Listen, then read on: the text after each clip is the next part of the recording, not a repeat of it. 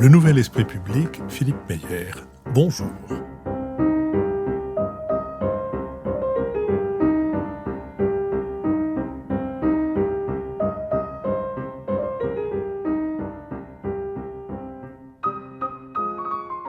Bonjour, merci de nous rejoindre pour ce troisième épisode de notre série consacrée à Notre-Dame avec Marie-Vonne de Saint-Pulgent. Marie-Vonne de Saint-Pulgent, bonjour.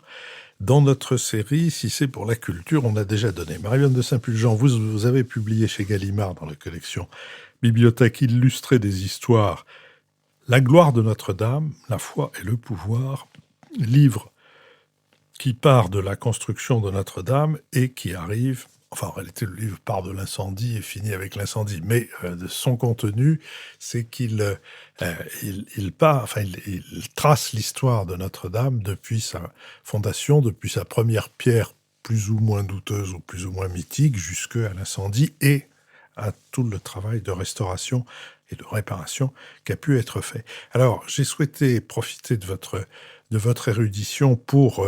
non pas simplement se concentrer sur l'incendie et sur les questions liées à la restauration, mais bien plutôt pour essayer de comprendre, de connaître d'abord et de comprendre l'histoire de Notre-Dame. Je crois qu'on a, à travers les deux précédents épisodes de notre conversation, compris comment Notre-Dame s'est progressivement, je dirais, enracinée dans la conscience nationale, ou dans un sentiment national. Est-ce que nous pourrions, dans cet épisode, essayer de revenir sur la question de savoir en quoi Notre-Dame est indissociable de l'histoire politique, de l'histoire religieuse, de l'histoire diplomatique, de l'histoire artistique et aussi de l'histoire littéraire et romanesque de la France, Marie-Vonne de Saint-Pulgent? Alors, il y a plusieurs aspects à la politisation de Notre-Dame de Paris. Je pense le plus ancien, parce que là, on remonte à l'époque de Charles VI et cet épisode terrible de l'histoire de France où il y a lutte entre un dauphin anglais et un dauphin français pour savoir qui est le légitime roi de France. Donc, c'est le moment où, à la mort de Charles VI, se pose la question de savoir si son successeur sera le petit Henri VI d'Angleterre, ou le dauphin Charles VII, fils d'Isabeau de Bavière, mais soupçonné d'être bâtard. Et Henri VI est un enfant à ce moment-là. Est un jeune enfant. Alors, les Anglais occupent Paris, duc de Bedford et régent de France, et il va d'abord organiser le service funèbre de Charles VI. Et pour la première fois dans toute l'histoire des funérailles des rois français, ces funérailles vont avoir lieu à Notre-Dame, mais pas à Saint-Denis. On inhume le roi à Saint-Denis, mais la cérémonie d'adieu au roi, enfin des funérailles solennelles, a lieu à la cathédrale, selon un rituel qui sera inventé pour la circonstance et qui deviendra le modèle de toutes les funérailles des rois par la suite, avec le double corps du roi, enfin bon, des détails qui seront d'ailleurs aussi utilisés pour les funérailles des rois anglais. Faut pas oublier que c'est toujours la même famille, n'est-ce pas? Et qui deviendront le modèle des funérailles par la suite, des funérailles royales. La deuxième chose, c'est que quand il s'agit d'affirmer la légitimité du jeune roi anglais, puisque Jeanne d'Arc a fait sacrer Charles VII à Reims, il faut sacrer aussi le jeune prince anglais. Et ça se fait à Notre-Dame. Le sacre d'Henri VI, qui en France s'appelle Henri II, se fait à Notre-Dame avec des cardinaux, etc., qui sont les mêmes d'ailleurs que ceux qui condamnent Jeanne d'Arc pour hérésie, n'est-ce pas? Bon. Alors, ce rituel, ce sacre a été figure dans l'iconographie anglaise, bien sûr, dans l'iconographie française, on ne le trouve pas beaucoup. Voilà. Bon. Alors, c'est le premier acte de ce que je pense être l'utilisation du caractère sacré de Notre-Dame pour légitimer un monarque, dont la légitimité est douteuse, n'est-ce pas? Bon, parce que c'est bien le sujet. Voilà. Alors, ce premier acte, Charles VII, lorsqu'il récupère sa capitale et son royaume, va devoir l'exorciser. Donc lui aussi se précipite à Notre-Dame pour un tédéum de la paix. Un tédéum de la paix et de la reconquête du royaume. Et à ce moment-là, il initie aussi une autre tradition qui est d'utiliser la cathédrale parisienne pour célébrer les grands événements concernant la sécurité du royaume. La paix, la reconquête des territoires. Lui n'a pas besoin de se légitimer, puisqu'il est le dauphin, il est le roi légitime, mais il a besoin, encore une fois, de faire oublier le sacre d'Henri II, du pseudo-Henri II, voilà, nous devrions dire. Alors, ces traditions vont se perpétuer ensuite. Vous avez le geste par lequel Henri IV, qui a de vrais problèmes de légitimité, car il a changé 3 fois de religion, voilà. Il en change à nouveau pour faire accepter son accession au trône, et il se fait sacrer à son tour, mais il n'a pas, à ces moments-là, il n'a pas encore récupéré la capitale. Lorsque Paris se rend au roi Bourbon, le premier acte d'Henri IV est d'aller à Notre-Dame de Paris, car au fond, son sacre ne suffit pas, et il faut convaincre le peuple de Paris, qui a assisté avec scandale à son mariage avec Marguerite de Valois, où le mariage a eu lieu sur le parvis, ce qui est normal pour un mariage royal, mais où, ostensiblement, le prince et sa suite n'ont pas assisté à la messe ensuite et sont sortis par une porte latérale. Il faut faire oublier ce sacrilège et surtout convaincre le peuple de Paris qu'il est bien vraiment converti. Et donc il va à la cathédrale s'agenouiller devant l'évêque et entendre un Te Deum. Et là aussi, c'est un exorcisme et un second sacre. Et c'est très important de voir que le premier ne suffit pas, n'est-ce pas? Et le second, c'est à Notre-Dame. Alors, vous allez avoir toute une série de gestes de ce type. Louis XIV, quand il récupère la capitale frondeuse après la fin de la Fronde, là aussi, il fait le même trajet d'ailleurs qu'Henri IV, avec le même appareil, mais cette fois-ci, il est jeune encore, mais il est majeur, et il va à Notre-Dame célébrer la fin de la guerre civile, la reconquête de son royaume, et aussi réaffirmer qu'il est le bon roi, enfin qu'il est le roi. Voilà. Et ces deux trajets d'Henri IV et Louis XIV font l'objet de 2 gravures absolument similaires. On les a publiées toutes les 2 dans le livre, parce qu'on voit très bien que c'est la même histoire qui recommence. Voilà. Et alors, tout au long du XIXe siècle, où il y a quand même une succession assez impressionnante de régimes, on va voir comme ça les dynasties successives, enfin les familles royales successives, utiliser les cathédrales dans le même but, convaincre les Français qu'ils ont le bon roi et qu'ils ont surtout le régime qui va durer. Voilà. Alors, même les rois Bourbons le font. Alors, il faut aussi mentionner, bien sûr, le sacre de Napoléon, 1804. Bon. Alors là...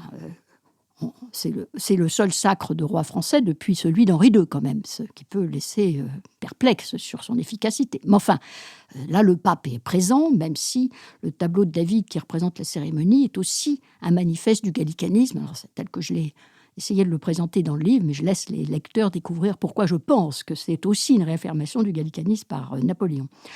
Au passage, d'ailleurs, il faut mentionner qu'un autre acte est très important en 1802, c'est que la célébration du Concordat et le sacre des évêques, de la nouvelle promotion d'évêques qui met fin au schisme de l'Église de France, se passe également à la cathédrale Notre-Dame de Paris. Mais après le sacre de Napoléon, vous avez une impressionnante série de cérémonies de légitimation, baptême des héritiers, pour affirmer la longévité d'une dynastie, mariage des héritiers aussi, et tout le monde y passe, je veux dire. Même les rois légitimes, c'est-à-dire que Charles X fait baptiser le duc de Bordeaux. Ensuite, c'est Louis-Philippe qui fait baptiser le jeune comte de Paris. Ensuite, vous avez Napoléon III qui fait célébrer son mariage avec Eugénie de Montijo, puis ensuite qui fait le baptême du prince impérial, substitue au sacre que cette fois-ci il n'a pas obtenu, le pape a refusé de venir sacrer l'empereur, mais il fait le baptême du prince impérial et il conclut en disant que ce baptême somptueux, décrit par Zola dans son Excellence Eugène Rougon, vaut bien un sacre. Voilà. Malheureusement, tout ça échoue lamentablement parce que tous ces gens-là vont finir en exil ou voire tragiquement, comme le prince impérial, et donc ça ne fonctionne pas très bien.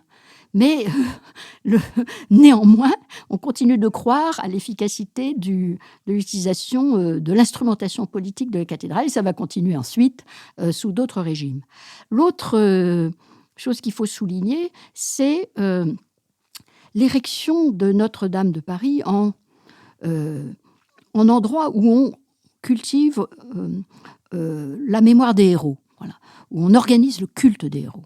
Et ça commence, alors là je pense les héros militaires en particulier, et ça commence sous Louis XIII, avec les cultes funéraires spectaculaires, sur un style très opératique d'ailleurs, des grands capitaines. Des Guises, des Joyeuses, des Montmorency, ça c'est sous Louis XIII. Et puis ensuite, vous aurez les plus grands chefs militaires de Louis XIV, Turenne, Condé. L'enterrement du grand Condé, vainqueur de Rocroi, sauveur de la patrie quand même, sauveur de la nation, est un moment extraordinaire à la fois du point de vue esthétique et aussi du point de vue d'éloquence, puisque c'est l'un des deux plus célèbres sermons de Bossuet qui est prononcé à cette occasion, l'autre sermon célèbre étant celui pour la mort de Madame. Voilà. Et donc, on y célèbre aussi les funérailles des grands serviteurs de l'État, Mazarin, Richelieu, et on voit s'installer l'idée que voilà, les héros sont célébrés à Notre-Dame, civils, mais surtout militaires, qui devient aussi une espèce de temple de la guerre. On accroche au plafond de Notre-Dame les drapeaux pris à l'ennemi. Le maréchal de Luxembourg, qui est un des grands capitaines de l'époque et qui en attrape beaucoup, est qualifié de tapissier de Notre-Dame. Voilà. Par la suite, cet usage sera retiré à Notre-Dame de Paris et donné aux Invalides, la vraie cathédrale militaire en principe. C'est la deuxième cathédrale de Paris, d'ailleurs. Il ne faut pas oublier que la cathédrale des armées, c'est Saint-Louis des Invalides. Mais enfin, sous Louis XIV, c'est très clairement Notre-Dame de Paris. Et d'ailleurs, le grand autel commandé par Louis XIV est dédié à la guerre. Voilà, avec des symboles évidents. Mais c'est très intéressant parce que cette tradition de célébrer les héros militaires à Notre-Dame aura des prolongements inattendus bien plus tard, au XXe siècle, quand la guerre de 14-18, à laquelle participent les catholiques, c'est la grande réintégration des catholiques dans la France après les grands problèmes de la fin du XIXe siècle et la loi de séparation. Et la loi de séparation. C'est par le biais du culte des héros de la guerre que la cathédrale se réintègre dans le rituel républicain. Ça commence dès 1916 avec le service funèbre en l'honneur du colonel Drian, héros de la bataille contre l'Allemagne, et ça continue ensuite avec tous les maréchaux de la Grande Guerre qui vont avoir des funérailles solennelles, Joffre, Foch, et après la Seconde Guerre mondiale, les maréchaux de Gaulle, de Lattre, Leclerc, etc. Et c'est à cette occasion d'ailleurs que le gouvernement laïque remet les pieds à Notre-Dame. Il y a aussi la célébration, dans la tradition là aussi du XVIIe siècle, enfin même du XVIe, des victoires contre les ennemis. Il y a dès 18 un Te Deum de la victoire. Sauf qu'à cette époque-là, Clémenceau déclare que le gouvernement étant laïque, il ne peut pas assister à la cérémonie dans un sanctuaire catholique. Et donc, il autorise les militaires à y aller et le gouvernement est représenté par les épouses. C'est amusant, n'est-ce pas ? Qui peuvent, sans mettre en danger la laïcité. Mais évidemment, lorsque le général de Gaulle, en 1944, décide à la libération de Paris d'aller entendre, alors non pas un Te Deum, parce qu'on n'a pas encore la victoire, mais un Magnificat, alors que le pasteur Berger lui recommande d'aller à Notre-Dame des Victoires, parce que quand même, la cathédrale et son évêque se sont compromis gravement avec le régime vichiste, mais il fait comme Louis XIV, allant réoccuper sa cathédrale frondeuse. C'est bien à Notre-Dame de Paris qu'il va. En ce, il montre qu'il connaît bien l'histoire de la cathédrale et l'histoire de France, et donc il va lui aussi exorciser l'influence, les fautes de l'évêque vichiste. Simplement, il interdit à l'évêque d'être là, voilà. Qui est là d'ailleurs un archevêque à ce moment-là. Mais c'est bien à la cathédrale Notre-Dame qu'on va à nouveau célébrer la libération du territoire. Et c'est à nouveau l'année suivante, au Te Deum de 45, Te Deum de la Victoire, que là, le gouvernement grand complet, laïque ou pas, va participer à la cérémonie. C'est aussi là, bien sûr, qu'on célèbre les funérailles du libérateur du territoire, le général de Gaulle, dernier héros de cette ampleur en 1970, alors même que le général a interdit, n'est-ce pas, toutes cérémonie publique à sa mémoire, qui se fait enterrer à Colombey.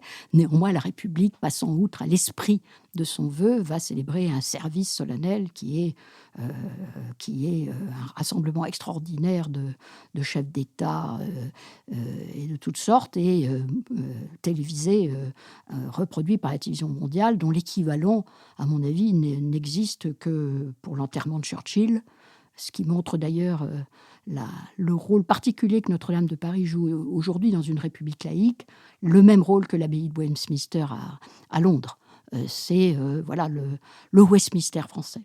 Est-ce qu'il n'y avait pas eu une cérémonie religieuse aussi en 40 au moment du déclenchement de la guerre pour rappeler la protection divine sur notre Exactement. pays? Alors là, c'est le vœu de Louis XIII, relayé par le gouvernement radical de Philippe Reynaud, là aussi raconté Non, avec beaucoup d'humour par un romancier. C'est pas Philippe Reynaud, pardon. Non, pardon, c'est... Philippe Reynaud est un excellent philosophe Oui, politique. pardon, je ne sais plus quel est le prénom. Enfin, c'est le président du Conseil qui va célébrer en mai 1940, enfin qui assiste en mai 1940 à une messe alors propitiatoire pour la victoire contre les Allemands, et où on invoque la protection des saints et de Saint-Michel en particulier sur les armes de la France. Bon, pas très efficace non plus, mais... Sans doute la conviction religieuse manquait-elle à une partie des membres de ce gouvernement. Ou une bonne partie, oui, je pense. Mais c'était là aussi raconté avec humour par Pierre Lemaître dans un de ses romans, où il décrit la sortie sur le parvis et conclut en disant qu'il était clair que Dieu avait été nommé chef des armées.